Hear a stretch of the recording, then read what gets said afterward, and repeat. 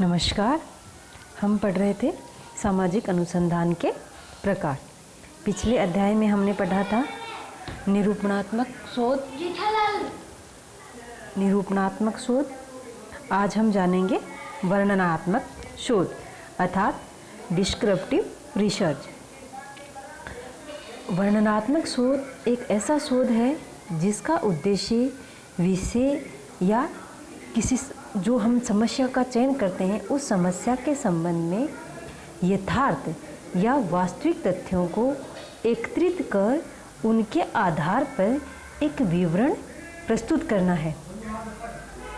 सामाजिक जीवन से संबंधित कई पक्ष ऐसे होते हैं जिनके संबंध में भूतकाल में कोई गहनतर अध्ययन नहीं किए गए होते और ऐसी दशा में ये आवश्यक हो जाता है कि सामाजिक जीवन से संबद्ध विभिन्न पक्षों के संबंध में जानकारी प्राप्त की जाए तथा वास्तविक तथ्य एवं सूचनाएं एकत्रित किए जाएं और उन्हें जनता के समक्ष प्रस्तुत किया जाए।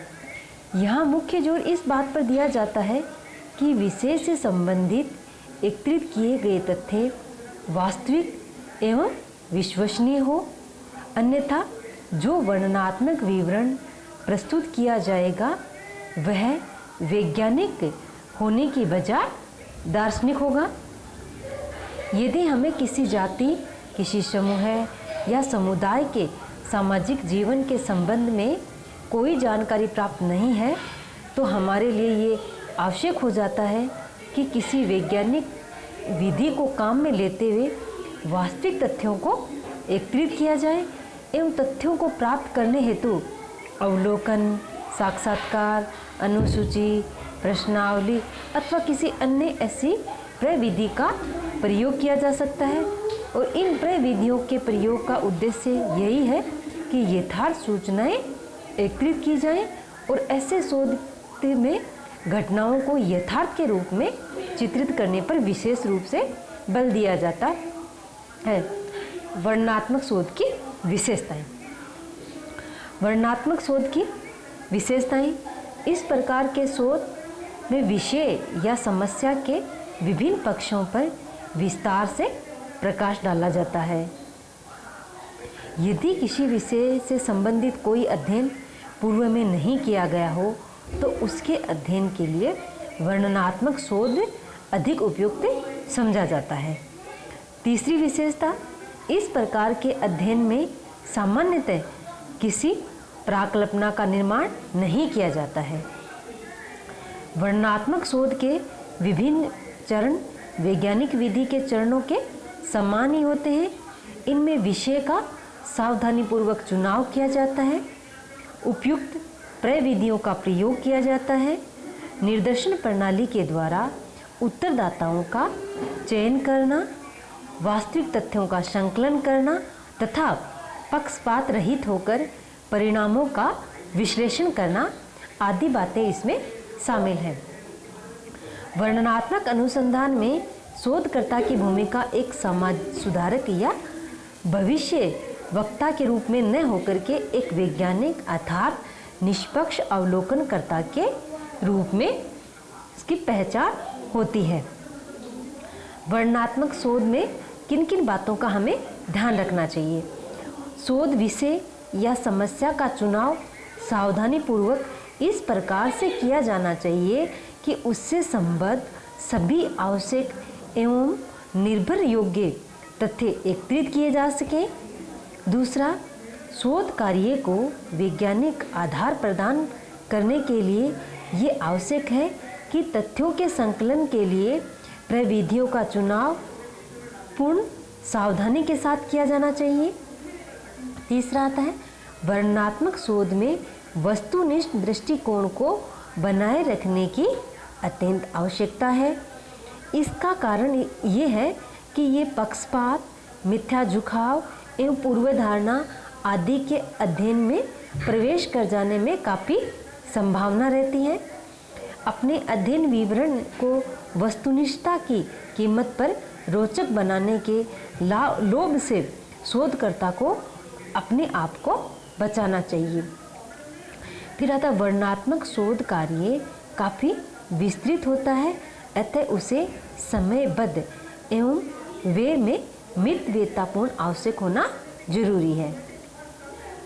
ऐसे अध्ययन में समय एवं धन की हमें काफ़ी आवश्यकता पड़ती है, अतः इस बात को सावधानी पूर्वक रखा जाना चाहिए कि अनावश्यक मदों पर श्रम, समय एवं धन को नष्ट नहीं किया जाना चाहिए।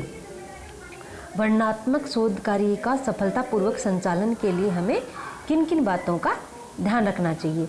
सबसे पहले शोध के उद्देश्य को प्रतिपादित करना। सर्वप्रथम शोध के उद्देश्य को निर्धारित किया जाता है, तत्पश्चात उद्देश्यों को स्पष्टतः परिभाषित किया जाता है और यहाँ शोध से संबद्ध मौलिक प्रश्नों को स्पष्ट किया जाता है और ऐसा करने से अनावश्यक तथ्यों के संकलन एवं धन व समय की बर्बादी से रोका जा सकता है। फिर आता है तथ्य संकलन की प्रविधियों का चुनाव। तथ्य संकलन की विभिन्न प्रविधियों में से विषय या समस्या की प्रकृति के अनुरूप उपयुक्त प्रविधि का चुनाव शोध कार्य को सफलतापूर्वक आगे बढ़ाने की दृष्टि से अत्यंत आवश्यक है। इसके अभाव में विषय से संबंधित प्रमाणित तथ्यों एवं आंकड़ों को एकत्रित नहीं किया जा सकता। फिर आता है निर्देशन का चुनाव। तो किसी भी समूह है या समग्र की प्रत्येक इकाई का समय एवं साधनों की सीमितता के कारण अध्ययन किया जाना संभव नहीं है, अतः संपूर्ण जनसंख्या में से हम निर्देशन की किसी उपयुक्त विधि की सहायता से कुछ प्रतिनिधि इकाइयों का चयन करते हैं और इन इकाइयों का अध्ययन कर जो हम निष्कर्ष निकाले जाते हैं वे सब निष्कर्ष उस संपूर्ण जनसंख्या पर लागू होते हैं तथा साथ ही वे काफ़ी विश्वसनीय भी होते हैं। फिर आता है आंकड़ों का संकलन एवं उनकी जांच करना।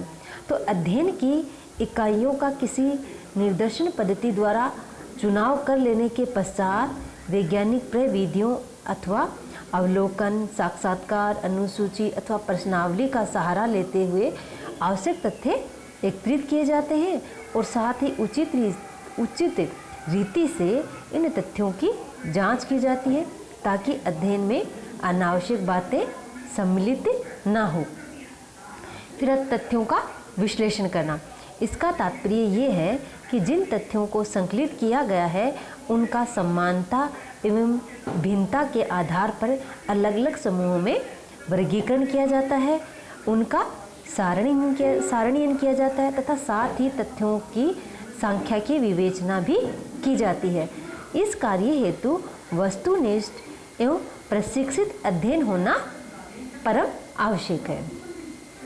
फिर आता है प्रतिवेदन या रिपोर्ट का प्रस्तुतिकरण।